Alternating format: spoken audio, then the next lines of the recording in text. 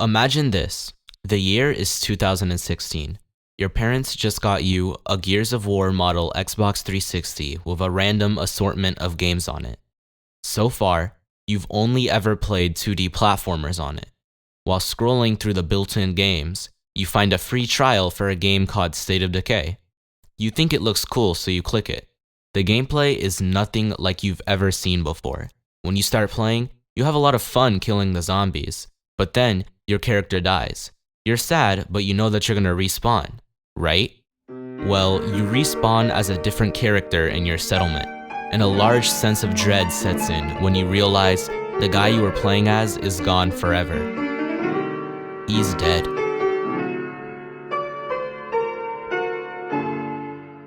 This is what you experience in State of Decay. In this game, you start as two characters who just got back from vacation, but you might not play as them the whole game. If you die, then the character you died as is actually dead, and you will respawn as a different survivor that you were friends with. In this video, I'm going to delve into the systems and mechanics of this game, as well as the nostalgia that I have for it. So, I'm going to separate the gameplay section into two parts, combat and mechanics. In combat, I'll go over the unique zombie combat system, and in the mechanics section, I'll go over the mechanics that separate this game from the rest.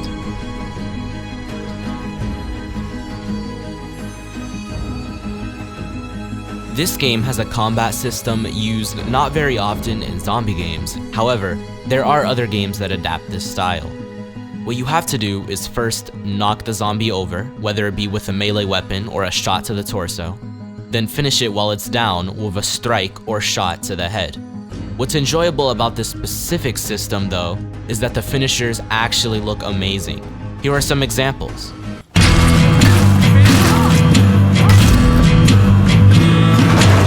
But this won't apply to every zombie. There are some special ones. They're called freaks, and they have a chance of spawning sometimes in small groups all around the map. The list of freaks usually goes like this: armored zombie, screamer, bloater, feral, and juggernaut. Now, I don't really understand why armored zombies are classified as freaks, considering their only problem is that they're bulletproof, not melee proof. And screamers are extremely fragile, but as their name suggests, they just scream, really loud. Guess what that does? Then there's the bloater. Man, the bloater has killed so many of my characters, including the main character, Marcus Campbell. Now you might be asking, man, how does a bomber zombie get the character you start with killed? Well, here's the thing. The gas that the bloater explodes into can get stuck inside of a car. And on top of that, bloaters can just lay on the road, waiting for any unsuspecting drivers to hit them. You see where I'm going with this, right? Basically, I drive into a bloater, it forces me out of my car, then the noise causes another horde of zombies to enter my location. Then I have to play How Long Can You Survive for 30 seconds until the gas goes away and I can get in my car and drive. Now, ferals used to scare me bad when I was a kid playing this game for the first time. However, they aren't really that bad provided you have a gun with a bullet in it and good aim. Regardless if it's a feral, a zombie is a zombie, and a shot to the head will kill it instantly. Finally, juggernauts. Don't really need to say much about these. They're just really fat zombies that can block melee hits, block bullets, and block cars with their sheer fatness. How do you deal with this? Bombs. Before I continue this video, please consider clicking the link in the description. Doing so will grant you access to great deals on great games, and you will be supporting my channel. The mechanics are where this game gets interesting. While it may seem like this is a generic zombie survival game at first glance, it's actually much more. This game revolves around resource management and player character management. When you first start off in the game, you'll have a set amount of characters and 2 friends. Anyone who is your friend is someone you can play as. Now, to get more player characters, what you need to do is build relationships with non-friends and make them your friends. This can happen through randomly generated morale events, where someone gets mad and you talk about it while out on a walk to kill some zombies. You will also gain more player characters by just progressing in the story, so you should hopefully keep at least one friend around. What happens if you lose all your friends? Don't ask. In other news, there's also a system called influence, which can be used for many things. It's basically currency. You can use it to take items out of settlement lockers, move your base, and even call in airstrikes on hordes.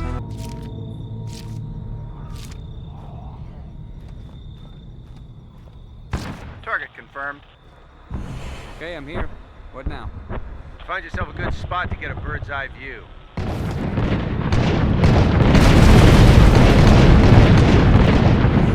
And we're done here. Enjoy your new smoking crater. There's also a lot you can do with your main base as well. For example, if you're low on supplies, you can radio in some, provided you can wait a couple minutes. Or you can build different facilities like medical areas to increase the max health of all your characters. To do this, however, you need supplies of all kind. To get these supplies, you just have to go out and find these caches of different necessities. Never break these open unless you have to, because it would be much better to just bring them home. There's a lot more mechanics in this game, like mastering skills and recruiting survivors, but if I got into all of them, this video would be over half an hour long. And I would add a story section too, because I really love the story in this game, but I don't want to spoil it for you.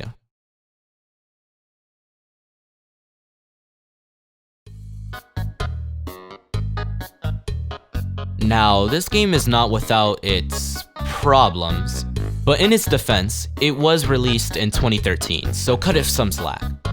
For one, there's the graphics. They are from 2013. Nothing else really needs to be said about that. The story and transitions are also a little bit off, but that's excusable for fun gameplay. What do you say? 50-50 sound good?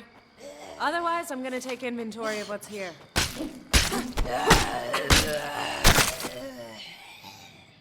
Hey, let's do this quietly. Almost done. A lot of this looks like it's worth taking. Okay, let's get the hell out of here. Lead the way.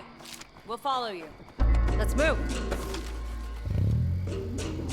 In conclusion, the story I told at the beginning of the video actually did happen to me.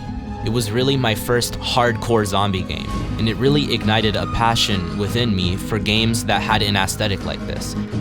And I found a few. Of course, there's State of Decay 2, and even more recently for me, I played Project Zomboid, which is really what inspired me to look back and make this video. So, with all that said and done, if you enjoyed this video, make sure to like and subscribe. And if you have a game idea for me, let me know in the comments below. Thanks for watching, and goodbye.